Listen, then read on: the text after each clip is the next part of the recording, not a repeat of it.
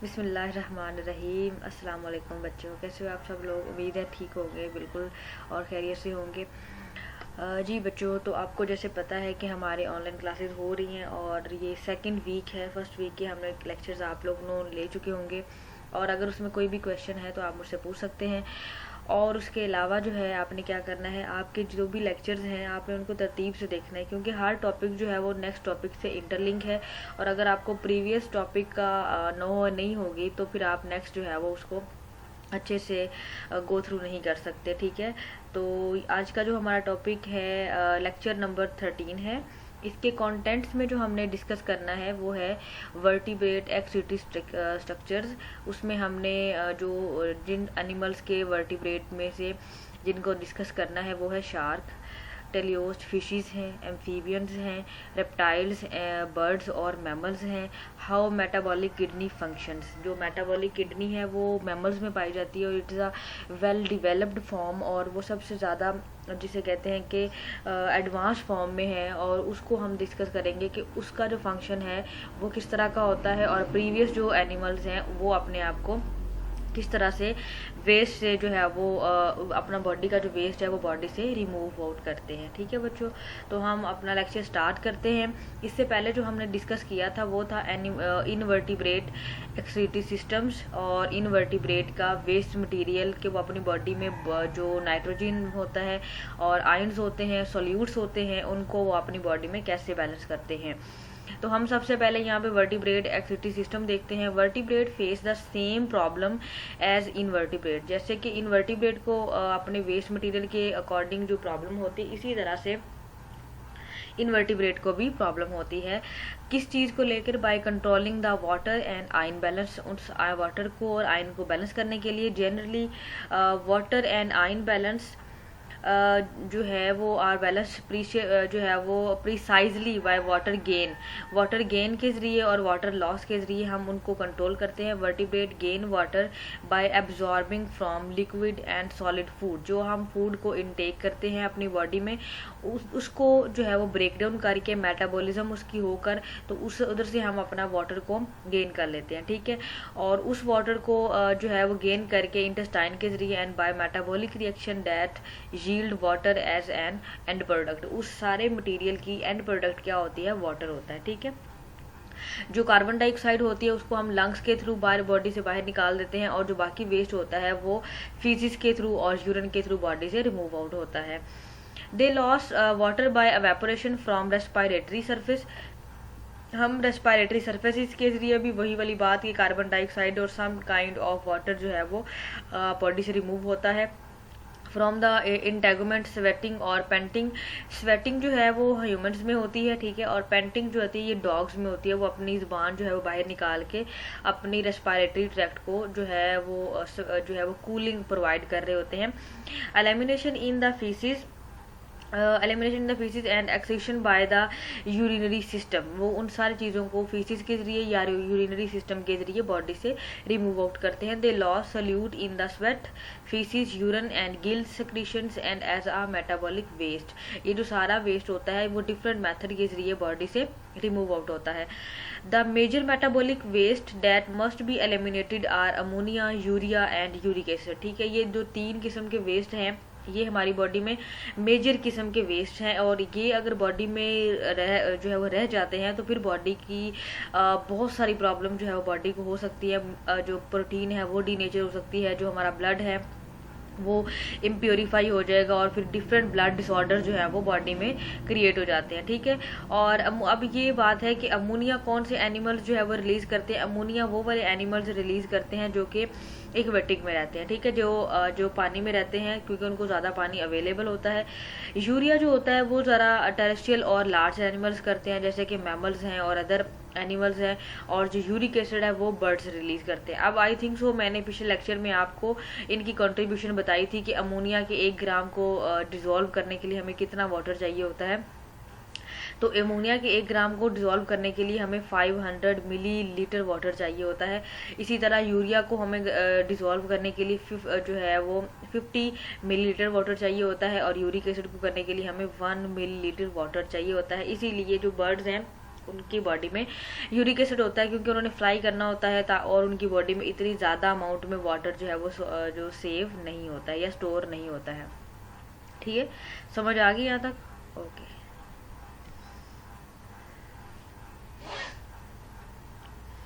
Vertebrates live in the salt water, fresh water and on the land. जो vertebrate हैं वो तीनों जगहों पर रहते हैं। Each of these environment present different water and solute problems that vertebrate have solved in different ways. हर जगह पर रहने वाले एनिमल्स के लिए अलग किस्म की प्रॉब्लम्स होती हैं और उन्होंने उनको उसी तरह से सॉल्व आउट करना होता है। नंबर द नेक्स्ट सेक्शन जो हम अभी जाके नेक्स्ट वर्टिब्रेट में से देखेंगे कि उनकी बॉडी में जो वाटर है उसका लॉस और gain, too much water and in return how they maintain a homeostatic solution. Her animal की ये कोशिश होती है कि वो अपना होम्योस्टेटिक जो इन्वायरमेंटल कंडीशन है उसको सेव करे और उसी अपनी बॉडी फ्लूइड्स को जो है वो मेंटेन करे। The disposal of the certain metabolic waste product is also coupled with osmotic balance. ज़रूरी नहीं कि जो वाटर है जो हमारी बॉडी में वेस्ट है उसको हमने एकदम से रिलीज आउट कर देना है, और जो अदर हमारी बॉडी में सोल्यूट्स हैं जैसे कि सॉल्ट है और अदर मटेरियल्स हैं उनको जो है वो हम वो बैलेंस ना हो हमारी बॉडी में। तो एक तो हमारी बॉडी में वेस्ट को डिस्पोज आउट करना सबसे पहले बहुत ज़रूरी है। दूसरा, हमारी बॉडी में जो सोल्यूट्स होते हैं जैसे कि सॉल्ट है, वाटर है, डिफरेंट कैल्शियम आयंस हैं, पोटेशियम आयंस है, इनकी कॉन्सेंट्रेशन को भी अपनी बॉडी में जो है वो बैलेंस करना बहुत ज़रूरी है, क्योंकि अगर हम इनको ओस्मोटिक जो है वो बैलेंस बोलते हैं, और अगर इनका भी बैलेंस हमारी बॉडी में ना हो तो हमारी बॉडी को डिफरेंट प्रॉब्लम जो है वो डिफरेंट माइनर और मेजर डिजीज जो है वो हो सकती हैं। अब हम जो है वो how vertebrate achieve osmo regulation, अब हम देखेंगे कि वर्टिब्रेट जो है वो अपनी बॉडी में ऑस्मो रेगुलेशन को कैसे अचीव करते हैं। A variety of mechanism have evolved in vertebrate to cope with their osmoregulatory problems and most of them are adaptations of urinary system. ज़्यादातर जो अडेप्टेशंस होती हैं वो उनके यूरिनरी सिस्टम से होती हैं, लेकिन उसके अलावा भी अडेप्टेशंस हैं। वो कौन सी हैं? Filtration in which blood passes through a filter, जब वो एक तो ग्लोमेरुलस फिल्ट्रेशन है और एक जो है वो हमारी बॉडी में बाकी अदर किस्म की फिल्ट्रेशंस हैं जो कि वेस्ट मटेरियल को, जो कि ड्रग को, जाके हार्मफुल मटेरियल को ब्लड से क्लीन करते हैं। That retain in the blood cells proteins and other larger solutes but let small molecules ions and urea pass through. बड़े मॉलिक्यूल्स वहाँ से पास आउट नहीं करते जबकि छोटे मॉलिक्यूल वहाँ से पास आउट कर जाते हैं। Reabsorption in which selective ions and molecules are taken back into the blood stream. अब हमने ये सबसे पहले जब हमने प्लाज्मा मेम्ब्रेन डिस्कस की थी तो वहाँ पे भी हमने देखा था प्लाज्मा मेम्ब्रेन की जो वॉल होती है वो सिलेक्टिवली परमिएबल होती है। तो हर मॉलिक्यूल और हर ऑर्गेनेली के आउटसाइड पे एक प्लाज्मा मेम्ब्रेन है, वो सिलेक्टिवली मॉलिक्यूल्स को बाहर जाने देती है और सिलेक्टिवली ही अंदर आने देती है। तो इससे भी एक बहुत बड़ा बेनिफिट हो जाता है कि जो चीज़ें हमें चाहिए होती हैं वो बॉडी के अंदर ही रहती हैं, और जो वेस्ट होता है वो बॉडी से रिलीज हो जाता है थ्रू प्लाज्मा मेम्ब्रेन और through different filtration processes.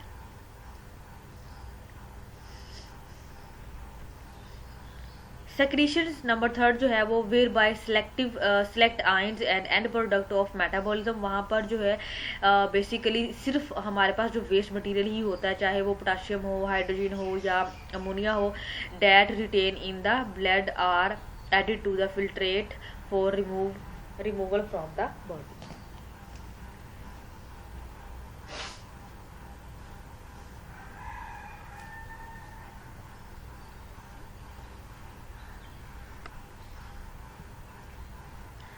Okay जी, नेक्स्ट है हमारे पास वर्टिब्रेट हैव 2 किडनी। वर्टिब्रेट में 2 किडनी होती हैं that are in the back of the abdominal cavity. Abdominal cavity के बैक पे होती हैं, मीन जो हमारा फ्रंट एब्डोमिन है उधर उससे बैक पे होती हैं, on either side of the aorta. ठीक है, दोनों जो है वो हमारे एक राइट साइड पे होती है और एक लेफ्ट साइड पे होती है। Each kidney has a coat of connective tissue. हर किडनी के ऊपर एक जो है वो टिश्यूज की प्रोटेक्टिव लेयर है, उसको हम कहते हैं रेनल कैप्सूल। और the inner portion of the kidney is called medulla. अब जो किडनी के अंदर वाली पोर्शन है उसको मेडुला बोलते हैं। The region between capsule and the medulla is cortex. जो रीजन जो है वो मेडुला और कैप्सूल के दरमियान में होता है उसे हम बोलते हैं कॉर्टेक्स, ठीक है। The structure of function of the vertebrate kidney differ depending on the vertebrate groups and developmental stages. अब ऐसा नहीं है कि जो हमारे पास सिंपलर एनिमल्स हैं उनकी बॉडी में भी सिर्फ हमारे जैसा ही किडनी होता है, बल्कि किडनी की भी हमारे पास 3 टाइप्स हैं। सबसे पहले हमारे पास है प्रोनेफ्रॉन्स, दूसरी हमारे पास टाइप है मीजोनेफ्रॉन्स, और थर्ड हमारे पास है मेटानेफ्रॉन। अब जो मेटानेफ्रॉन है ये हमारी बॉडी में होता है, बाकी जो दोनों नेफ्रॉन्स हैं ये कुछ फिशीज में और कुछ एम्फीबियंस में मौजूद होते हैं, ठीक है। तो हम इनको पहले 1 बाय 1 डिस्कस कर लेते हैं कि क्या होते हैं pronephron. The pronephron appear only briefly in many vertebrate embryos. ये कहाँ पर डिवेलप होते हैं? सबसे पहले एम्ब्रियो में होते हैं, and not at all in mammals embryos. मतलब ये किसी भी मैमल के एम्ब्रियो के नहीं होते हैं, बल्कि in some vertebrate the pronephron is the first osmoregulatory and excretory organ of the embryo. ये एम्ब्रियोनिक स्टेज पर होते हैं प्रोनेफ्रॉन्स, और किन एनिमल्स के एम्ब्रियोज में ज़्यादातर होते हैं? Tadpoles and other amphibians larval, जो उनकी लार्वल स्टेजेस होती हैं तब होते हैं, ठीक है। इन अदर जो है वो अगर हम बात करें एनिमल्स की तो हैग फिशेज में होते हैं। It remains as a functioning kidney. ये वहाँ पर अडल्ट स्टेजेस में भी जो है वो रिमेन रहते हैं हैग फिशेज में, क्या करने के लिए? एक्सक्रीशन करने के लिए और ऑस्मो रेगुलेशन करने के लिए। ड्यूरिंग एम्ब्रियोनिक डिवेलपमेंट ऑफ एमनियोन्स, एमनियोन्स होते हैं जो कि न्यू बॉर्न जो है या अभी जो एम्ब्रियोनिक स्टेज पर होते हैं उन एनिमल्स को बोलते हैं। और during Metamorphosis in amphibians. Metamorphosis क्या होती थी? लार्वल स्टेज से अडल्ट स्टेज में कन्वर्ट होने को हम क्या बोलते हैं? मेटामॉर्फोसिस बोलते हैं, या उनकी बॉडी को फर्दर डिस्टिंग्विश स्टेज पर, एक डेवलप्ड स्टेज पर जो है वो कन्वर्ट करने के लिए। The mesonephron replace the pronephron. अब मीजोनेफ्रॉन कब रिप्लेस होता है? अच्छा, कुछ लार्वीज ऐसे होते हैं जो बिल्कुल अडल्ट से जो है वो डिफर करते हैं, ठीक है। उनकी बॉडी बहुत ज़्यादा जो है वो चेंज होती है, लेकिन उससे अलग जो नेक्स्ट स्टेज होती है वो ये होती है कि हर किडनी, हर ऑर्गन डेवलपमेंट हो रहा है, उसके अंदर डिफ्रेंशिएशन हो रही है, फ्रेगमेंटेशन, मतलब बॉडी के जो पार्ट्स हैं वो अलग अलग, हर पार्ट का अलग अलग फंक्शन है, और उस स्टेज को हम मेटामॉर्फिक स्टेज बोलते हैं। मेटामॉर्फ स्टेज बोलते हैं कि वो प्राइमरी स्टेज से सेकेंडरी स्टेज में आ चुकी है, जिसमें ऑर्गन्स की डेवलपमेंट हो चुकी है, ऑर्गन डिस्टिंग्विश हो चुके हैं। तो उस डिस्टिंग्विश लेवल पर जो प्रोनेफ्रॉन है वो किस में कन्वर्ट हो जाता है? मेटानेफ्रॉन में कन्वर्ट हो जाता है, ठीक है। अब यहाँ पर मैंने आपको जो शो करवा रही हूँ कि प्रोनेफ्रॉन किस तरह का होता है। प्रोनेफ्रॉन जो है हमारे पास, प्रोनेफ्रॉन जो है बिल्कुल देखिए सिंपल सा एक उसकी लॉन्ग लूप ऑफ हैनले है, ठीक है। लॉन्ग लूप ऑफ हैनले है, और एंड देन जो है उसके ये डिफरेंट स्मॉलर जो है नंबर ऑफ उसके पास जो है सेगमेंटेशंस हैं, ठीक है। उसके बाद अगर हम मीजोनेफ्रॉन की बात करें तो मीजोनेफ्रॉन देखिए आपको वेजिकल नज़र आ रही हैं और सिलोम नज़र आ रही है। उसके अलावा जो हमारे पास है स्मॉल नंबर ऑफ आर्टरीज और कैपिलरीज, और उनका टफ्ट ऑफ लाइक जो स्ट्रक्चर है वो बहुत कम है, ठीक है। और अगर हम मेटानेफ्रॉन की तरफ आए तो देखिए आपको मेटानेफ्रॉन में there are number of medulla, cortex और millions of nephrons and blood capillaries, जो कि उसको एक प्रॉपरली फंक्शन प्रोवाइड कर लें। तो ये आपको स्ट्रक्चर में काफ़ी हेल्प हो जाएगी कि प्रोनेफ्रॉन कैसा है, मीजोनेफ्रॉन कैसा है और मेटानेफ्रॉन कैसा है। अब जो प्रोनेफ्रॉन है उसमें सिर्फ 1 नेफ्रॉन होता है। नेफ्रॉन का काम क्या है? Nephron is the functional unit of excretory system, ठीक है। ये एक फंक्शनल यूनिट है, और अगर इसमें कोई भी डैमेज होता है तो हमारा पूरा जो एक्सीटरी सिस्टम है वो डैमेज हो जाता है। मीजोनेफ्रॉन जो है उसमें 10 to 50 नेफ्रॉन्स होते हैं, और ये आपको MCQs में पूछा भी जा सकता है, ठीक हो गया। और उसके अलावा मेटानेफ्रॉन में है 1 मिलियन नेफ्रॉन होते हैं इसमें, मेटानेफ्रॉन के अंदर। और हर जो 1 मिलियन और मोर देन नेफ्रॉन जो है वो इसमें प्रेजेंट होते हैं, क्योंकि बॉडी भी ज़्यादा होती है वर्टिब्रेट्स की। अगर हम अदर वर्टिब्रेट की बात करें आफ्टर एम्ब्रियोनिक स्टेज पे, तो फिर इसका वर्किंग लेवल उसी लिहाज से जो है वो डिज़ाइन होता है। जी, मीजोनेफ्रॉन जैसे कि आपको मैंने दिखा दिया हुआ है, mesonephron is the functional embryonic kidney of the many vertebrate and also adult fishes and amphibians. जो प्रोनेफ्रॉन है वो ज़्यादातर जो है वो एम्ब्रियोनिक स्टेज में होता है, लेकिन वो अडल्ट में नहीं जाता है, सिर्फ एक फिश की अडल्ट में जाता है जो कि थी हमारे पास यहाँ पे हैग फिश, ठीक है। लेकिन जो मीजोनेफ्रॉन है ये एम्ब्रियोनिक और अडल्ट दोनों में होता है, ज़्यादातर फिशेज और एम्फीबियन में होता है। The mesonephron gives way during embryonic development to the metanephrons. ये जो है वर्टिब्रेट जो कि मैमल्स हैं उनके अंदर ये मेटानेफ्रॉन में कन्वर्ट हो जाता है, अडल्ट रेप्टाइल्स में, बर्ड्स में और मैमल्स में। The physiological differences between these kidney types are primarily related to the number of blood filtrating units they contain। मतलब जो ब्लड के मेटानेफ्रिक किडनी है उसका जो प्रॉपर फंक्शन है वो किस पर डिपेंड कर रहा होता है, उसके नेफ्रॉन के ऊपर डिपेंड कर रहा होता है, क्योंकि नेफ्रॉन इज ब्लड जो है वो फिल्ट्रेटिंग यूनिट है। The pronephron kidney form in the anterior portion of the body cavity. जो हमारे पास प्रोनेफ्रॉन है वो एंटीरियर पोर्शन है हमारी बॉडी कैविटी के, and contain fewer blood filtration units than either the mesonephron. अब ये देखिए मैंने आपको प्रीवियसली दिखाया भी था, ये देखिए इसकी बॉडी में देर आर लेस जो है वो हमारे पास आर्टरीज, वेन्स, और उसकी बॉडी का जो ट्यूब्यूलर सिस्टम है वो बहुत कम है। तो इस तरह से अगर ट्यूब्यूलर सिस्टम कम है तो फिर इसके अंदर लेस नंबर ऑफ क्या होगा, फिल्ट्रेटिंग ब्लड होगा, और देन मीजोनेफ्रिक और मेटानेफ्रिक किडनीज।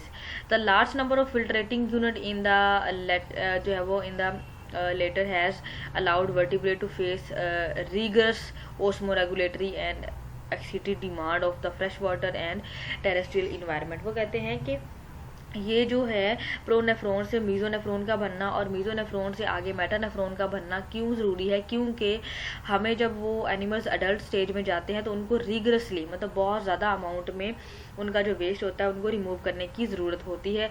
तो अगर बहुत ज़्यादा अमाउंट में वेस्ट को रिमूव करना है तो फिर उसी लिहाज से बॉडी का जो स्ट्रक्चर है वो भी डिज़ाइन होगा, और फिर उसमें डिफरेंट मॉडिफिकेशंस भी अकॉर्डिंग टू डिमांड और अकॉर्डिंग टू बॉडी कंडीशन के लिहाज से चेंज होती रहेगी, ठीक है।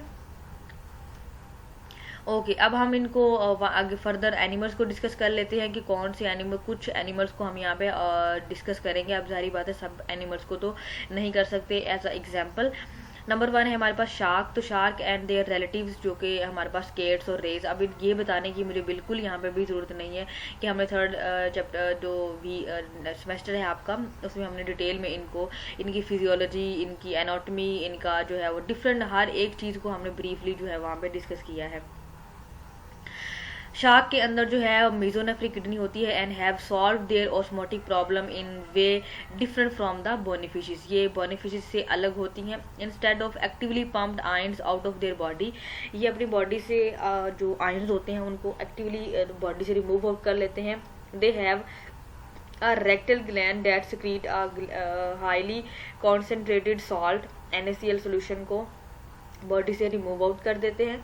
To reduce water loss they use to organic molecules. अगर अब जारी बात है कि एक्टिवली बॉडी से रिमूव आउट कर देते हैं थ्रू स्किन, और फिर क्योंकि ये ज़्यादातर क्योंकि प्रोनेफ्रॉन है, मीजोनेफ्रॉन है, तो मीजोनेफ्रॉन भी जो है वो इनकी बॉडी में ज़्यादा जिसे कहते हैं इनके ऑस्मो रेगुलेशन बहुत ज़्यादा होता है। तो अगर इन्होंने इसके अलावा अगर कोई और मेथड के भी जरिए करना हो तो फिर क्या करते हैं, एक तो अपनी बॉडी का जो अमोनिया है उसको यूरिया में कन्वर्ट कर लेते हैं, plus trimethylamine oxide TMO उसमें कन्वर्ट कर लेते हैं in their body fluids to raise the osmotic pressure, ताकि उसके ऊपर क्या लगे, ऑस्मोटिक प्रेशर ज़्यादा हो और वो बॉडी से मूव आउट हो सके थ्रू ऑस्मोसिस, ठीक है, to level equal to the higher than that of the sea water, ताकि इसका जो बॉडी का लेवल है वो इक्वल हो जाए या फिर higher than the sea water. अगर higher than the sea water होगा तो फिर पानी जो है वो इनकी बॉडी में जाएगा। इट्स मीन कि वो वाली कौन सी कंडीशन होगी, हाइपोटोनिक कंडीशन होगी। हाइपोटोनिक कंडीशन में क्या होता है,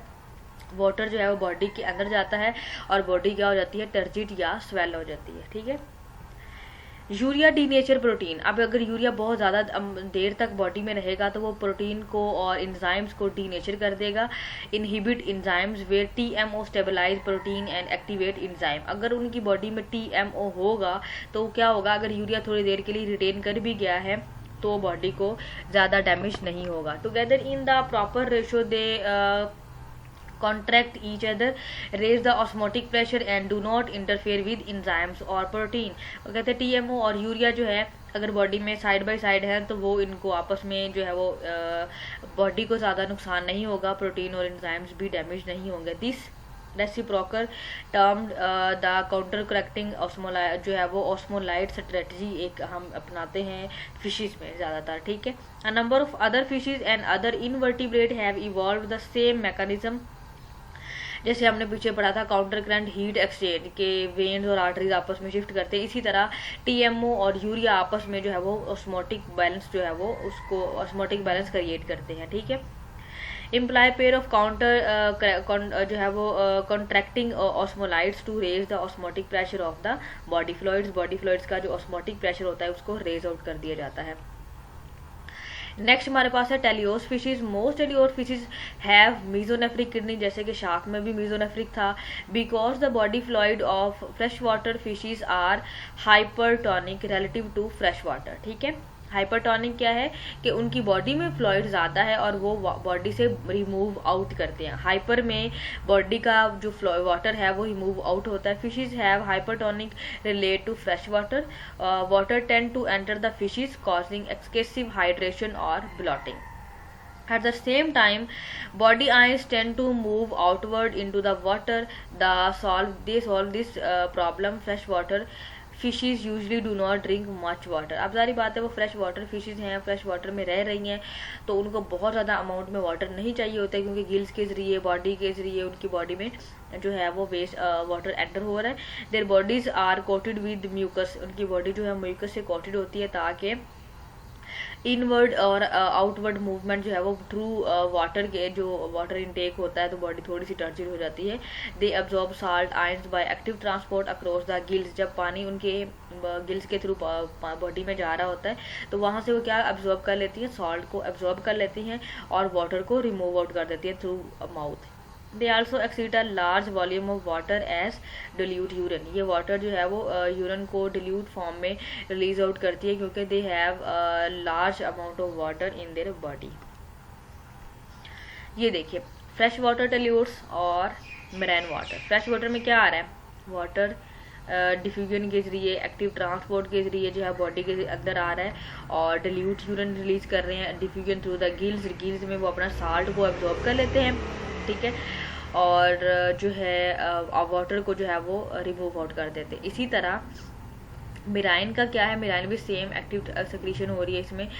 सी वाटर जो है वो और फूड जो है वो इसकी बॉडी में जाती है, क्योंकि सी वाटर है तो बहुत ज़्यादा सॉल्ट भी होगा तो इसलिए इनका जो यूरिन होता है वो कौन सा होता है, कॉन्सेंट्रेटेड यूरिन होता है, ठीक हो गया। रेड कलर में जो वो शो कर रहे हैं वो आयंस हैं, ठीक है, और जो ब्लू कलर में शो कर रहे हैं वो है वाटर। अब देखें यहाँ पर वाटर ज़्यादा है, आयंस कम है और यहाँ पर जो है वो इक्वल है, ज़्यादातर जो है वो हमारे पास आयन की जो आयंस है वो ज़्यादा है, सॉल्ट है, तो इस तरह से इसकी बॉडी में ज़्यादा अमाउंट में सॉल्ट होता है, वेस्ट होता है, डिफरेंट अदर मटेरियल्स भी, मेटाबॉलिक वेस्ट भी होते हैं इसमें।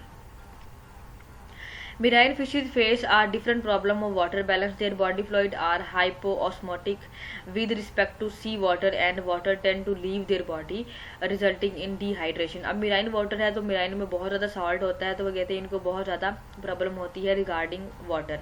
वाटर जो है वो इनकी बॉडी में कम होता है और सॉल्ट वगैरह ज़्यादा होता है, इसलिए इनकी बॉडी को डिहाइड्रेशन भी हो जाता है।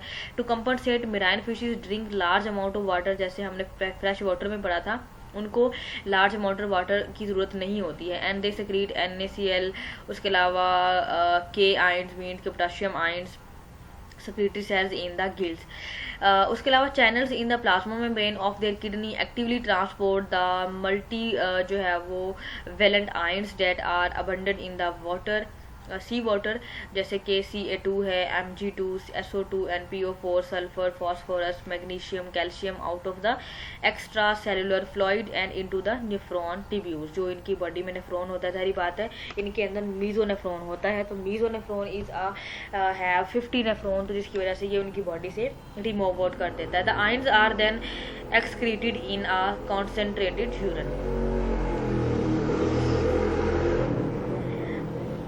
नेक्स्ट हमारे पास है amphibians. The amphibian kidney is identical is to that of the fresh water fishes, fresh water की तरह होती है, which is not surprising because amphibians spend large portion of their time in fresh water and when on land they tend to seek out moist places. ज़्यादातर ये amphibians अगर fresh water पे भी होते हैं, लैंड पे भी होते हैं, तो ज़्यादातर मॉइस्ट एरियाज को ही चूज़ करते हैं। Amphibians take up water and iron in their food and drink through the skin that is in contact with moist substrate and through the urinary bladder.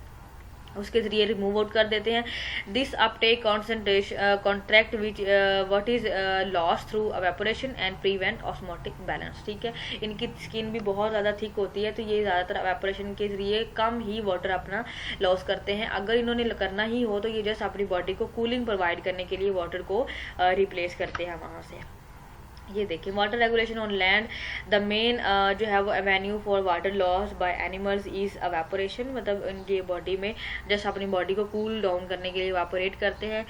Water absorption भी अपनी skin से करते हैं, उसके अलावा सिक्रीशन भी कर देते हैं। द मेन वेन्यू वाटर जो है वो acquisition by most terrestrial animal is with food and drinking. ठीक हो गया। The urinary bladder of frog, toad और salamander is an important water and iron reservoir। इसकी बॉडी में बहुत ज़्यादा जो टोड हमारा ब्लैडर होता है, ये डिफरेंट एनिमल का ब्लैडर होता है, उसमें लॉट ऑफ अमाउंट में वाटर और आयन्स मौजूद होते हैं। For example when environmental become dry the bladder in large for storing more urine।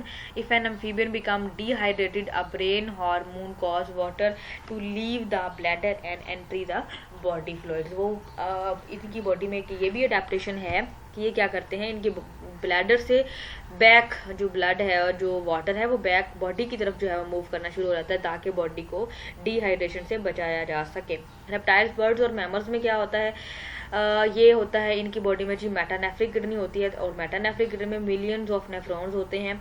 The kidney are by far the most complex animal kidney, well sweet जो है वो suited for the animal high rates of metabolism. जिनकी body में high metabolism होता है उनकी body में ये वाला किडनी होता है। In most reptile, bird, mammal the kidney can remove far more water than those in the amphibians and other animals kidney। ठीक है, some desert and marine reptiles and birds build up high NaCl concentration in their body because they consume salty food or sea water। उनकी body में बहुत ज़्यादा salty water होता है, तो उनको evaporation के जरिए और यूरिन के जरिए अपना वेस्ट मटेरियल रिमूव आउट करना होता है। A major site of water loss in mammal is lung to reduce their evaporation loss। Many mammals have nasal cavities। nasal के जरिए भी अपनी बॉडी का फ्लूइड को जो है वो मेंटेन करते हैं। that can act counter current heat exchange। when the animal inhale air processed through the nasal cavity and warm by the surrounding tissue। अब जो हवा हमारे नेजल के जरिए हमारी लंग्स में जा रही होती है वो पहले वार्म होती है नोजेस में, ठीक है, ताकि वो इतनी ठंडी फॉर्म में जो है वो अगर अंदर जाएगी तो वो डिफरेंट प्रॉब्लम भी कर सकती है। When the air get deep into the lung it is further warm। उसको दोबारा वहाँ पे वार्म किया जाता है ताकि वो उसने आगे फर्दर टिश्यूज और कैपिलरीज में से गुजरना होता है, वो किसी किस्म की कोई भी डिस्टर्बेंस कॉज ना करे। At the air cool much of the water condense on the nasal surface. जो inside of the nasal different wall और उसकी जो एपिथेलियम स्ट्रक्चर है उसके अंदर वार्म प्रोवाइड की जाती है। This mechanism explain why dogs nose is usually cooled and moist. इसी वजह से जो डॉग का नोज होता है वो ज़्यादातर कूल और मॉइस्ट, क्योंकि उसने वो पेंटिंग जो है वो माउथ के जरिए करता है ताकि उसकी रेस्पिरेटरी स्ट्रक्चर को कूलनेस प्रोवाइड की जाए। अब नेक्स्ट हम अपने मेन टॉपिक की तरफ आते हैं कि जो मेटानेफ्रिक किडनी है वो कैसे हमारी बॉडी में अपना फंक्शन प्रोवाइड करता है। तो ये वाला टॉपिक वैसे आपने डिटेल में पढ़ा ही हुआ है, हम जस्ट यहाँ पर उसको थोड़ा सा गो थ्रू कर लेते हैं। द फिल्ट्रेशन डिवाइस है हमारी बॉडी में और 1 मिलियन इंडिविजुअल फिल्ट्रेशन, सेक्रीशन और एब्जॉर्प्शन होती है। और उसके अलावा अगर हम बिगिनिंग की बात करें तो सबसे पहले एक वुमेन कैप्सूल होता है जिसके अंदर नंबर ऑफ ग्लोमेरुलस कैपिलरीज या कैप्सूल होता है। ठीक हो गया। The wall of these glomerulus capillaries contain a small perforation called filtration slits. छोटे छोटे सुराख होते हैं जिनके जरिए जो सेक्रेशन है वो और फिल्ट्रेशन होती है। वहाँ पे ब्लड प्रेशर जो है वो फोर्सफुली वहाँ पे एंटर होता है और जितने भी आयन्स वगैरह होते हैं, कैल्शियम होता है, फॉस्फोरस होता है, डिफरेंट अदर आयन्स होते हैं, उनको वहाँ पे ग्लोमेरुलस फिल्ट्रेशन के जरिए एब्जॉर्ब कर लिया जाता है। तो दिस इज़ योर किडनी। हमने पढ़ा था इसकी जो बिल्कुल बाहर वाली वॉल होती है उसको हम कैप्सूल बोलते हैं, अंदर वाली वॉल को कॉर्टेक्स, और इस अंदर बिल्कुल उसकी इनसाइड को हम बोलते हैं मेडुला। अब मेडुला का अगर हम इतना सा पार्ट लें और उसके अंदर क्या होता है जी, नेफ्रॉन होता है, और ये है हमारे पास नेफ्रॉन। अच्छा, सबसे पहले अगर हम बिगनिंग की बात करें तो ये हमारे पास है रेनल आर्टरी, ठीक हो गया। रेनल आर्टरी जो है वो ये एक वुमेन कैप्सूल होता है जिसके अंदर जो होता है हमारे पास ग्लोमेरुलर जो है वो जिसको हम ग्लोमेरुलस बोलते हैं, उसके अंदर there are lot of network of capillaries होता है बहुत ज़्यादा अमाउंट में, और वहाँ पे फोर्सफुली जब ब्लड यहाँ पे एंटर होता है तो वो यहाँ पे फिल्टर हो जाता है। उसके बाद यहाँ पे ये प्रॉक्सिमल कन्वोल्यूटेड ट्यूब्यूल है, ठीक है, इस तरह से, और ये है हमारे पास लोप ऑफ हैनले, ठीक है। उसके बाद ये हमारे पास डिस्टल कन्वोल्यूटेड ट्यूब्यूल है, और ये हमारे पास एंड पे कलेक्टिंग डक्ट, और यहाँ पे यूरेटर के जरिए जो हमारा यूरिन है वो ब्लैडर में चला जाएगा। Beyond the glomerulus capsule the proximal convoluted tubule है, उसके अलावा लूप ऑफ हैनले है जो कि मैंने अभी आपको पिक्चर में भी दिखाया, उसके बाद है डिस्टल कन्वोल्यूटेड ट्यूब्यूल। पूरे नेफ्रॉन में हर जगह पर हर जो है वो क्या क्या चीज़ें फिल्टर हो रही होती हैं, सोडियम, पोटाशियम और क्लोरीन। उसके अलावा बोथ एक्टिव ट्रांसपोर्ट और पैसिव ट्रांसपोर्ट वहाँ पे हो रही होती है। इसके अलावा पोटेंशियली हार्मफुल कंपोनेंट जो होते हैं जैसे कि हाइड्रोजन है या अमोनिया है, ड्रग्स है या वेरियस अदर फॉरेन मटेरियल्स हैं, उनको नेफ्रॉन के ल्यूमन से जो है वो डिस्टल और कलेक्टिंग ट्यूब्यूल्स में भेज दिया जाता है। लास्ट पोर्शन ऑफ नेफ्रॉन में क्या होता है, कलेक्टिंग डक्ट होती है, फाइनल वाटर रीअब्जॉर्प्शन होती है, और उसके अलावा जितनी भी उसका जो वेस्ट मटेरियल होता है, कॉन्सेंट्रेटेड ब्लड वगैरह, उसको रिमूव कर दिया जाता है। मैमल्स एंड जो है वो lesser extent avian and reptiles में क्या होता है, kidney can remove far more water. Water जो है वो सबसे ज़्यादा रिमूव तब होगा जब हमारी बॉडी में बहुत ज़्यादा वाटर होगा, और अगर नहीं होगा तो फिर कॉन्सेंट्रेटेड यूरिन जो है वो प्रोड्यूस होगा। Humans urine is 4 times as concentrated as blood plasma, blood plasma के ज़्यादा जो है वो कॉन्सेंट्रेटेड होता है। और अगर हम कैमल के यूरिन की बात करें, इज 8 times कॉन्सेंट्रेटेड, और जो हमारे पास जर्बिल्स हैं उनका जो यूरिन होता है वो 14 times जो है वो कॉन्सेंट्रेटेड होता है। इसी तरह कुछ रैट्स हैं और माइसिस हैं जिनका 20 times कॉन्सेंट्रेटेड होता है देन ह्यूमन्स, ठीक हो गया। दिस कॉन्सेंट जो है वो concentration waste enables them to live in a dry condition. इसी तरह से जितना ज़्यादा कॉन्सेंट्रेशन होगी उतना वो एनिमल जो है वो ड्राई कंडीशन में, डेजर्ट कंडीशन में अपने आप को सर्वाइव कर लेगा, ठीक है। Most of their water is metabolically produced from the oxidation of carbohydrates, fats and protein in the seeds that they eat। अब जो डेजर्ट्स में रहने वाले मैमल्स हैं या एनिमल्स हैं वो क्या करते हैं, वहाँ पर जितना भी उनको सीड प्रोवाइड होता है, कार्बोहाइड्रेट को, जैसे आपने बोला था, कार्बोहाइड्रेट क्या होते हैं, हाइड्रोक्सी कार्बन्स होते हैं, ठीक है। उसके अंदर से वो अपने मेटाबॉलिज्म के जरिए वाटर को अलग कर लेते हैं और डिफरेंट वेस्ट को अलग कर लेते हैं, तो उसको हम वाटर की कमी को जो है वो पूरा कर लेते हैं। इसी तरह कैमल भी जो है वो ज़्यादातर डेजर्ट में अपने आप को सर्वाइव कर लेता है। क्यों कर लेता है, क्योंकि उसका यूरिन जो होता है वो ज़्यादा कॉन्सेंट्रेटेड होता है एज कम्पेयर टू अस, ठीक है। तो जिस मैमल्स का या जिस एनिमल का यूरिन जो है वो ज़्यादा कॉन्सेंट्रेटेड होगा वो अपने आप को उतना ही ज़्यादा अकॉर्डिंग टू इन्वायरमेंट और अकॉर्डिंग टू ड्राई कंडीशन अपने आप की अपनी बॉडी को एडजस्ट कर लेगा, ठीक है बच्चों। ओके जी, यहाँ पे एक बहुत ही इंपॉर्टेंट इन्फॉर्मेशन भी लिखी हुई है, वो क्या है जी कि वर्ल्ड किडनी डे जो है वो 8 मार्च को मनाया जाता है, और इसका बेसिक पर्पस क्या होता है, किडनी की फंक्शनिंग को एलाबोरेट करना, किडनी के डिसऑर्डर्स को एलाबोरेट करना, और इसके अलावा डिफरेंट प्रॉब्लम्स जो किडनी से रिगार्डिंग होते हैं, किडनी स्टोन्स भी होते हैं बहुत सारे बच्चों को, जैसे कि जो है वो फैज़ान के साथ भी ये इशू था स्टार्टिंग में, और होपफुली अब रिजॉल्व हो चुका होगा। तो किडनी जो है वो it's a very very important organ in our body.